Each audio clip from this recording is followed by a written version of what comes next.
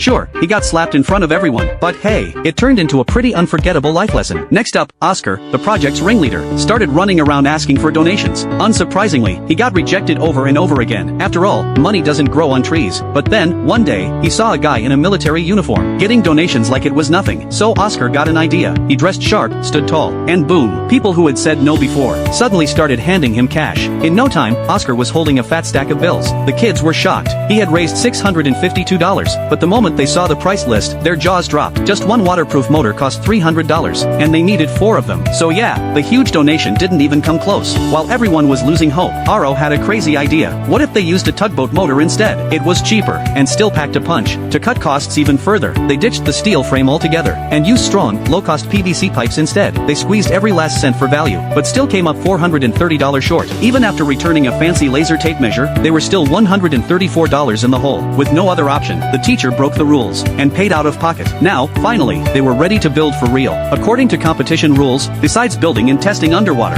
30% of their score would come from the oral defense, and each team member would be questioned individually to make sure everyone actually helped design the robot. All eyes turned to Lewis, who just blinked back in confusion. Luckily, the teacher wasn't too worried. They had time to prepare. So the team went to work, taking turns teaching Lewis every part of the machine, in plain, simple language. Like, underwater cameras usually cost hundreds, but they found a $19 one, sealed it inside a PVC pipe with glue, and made it work. Most other parts came from junkyards, like that busted toy. Now it's a robot arm for grabbing things. The hardest part of the competition was retrieving liquid underwater. Their solution? A milk jug wrapped around a balloon. Cheap and clever. They couldn't afford a fancy laser tape measure, so they hacked a regular one instead. It was primitive, but it actually solved the problem of laser refraction underwater. Bottom line, if they could save money, they did. And through it all, Lewis paid close attention, making sure not to miss a thing. After days of hard work, they finally finished their robot, lovingly named Stinky Boy. Some might laugh at their scrappy invention, but to these 4 teens, it carried their dreams and pride. They marched down that hallway, with their heads held high.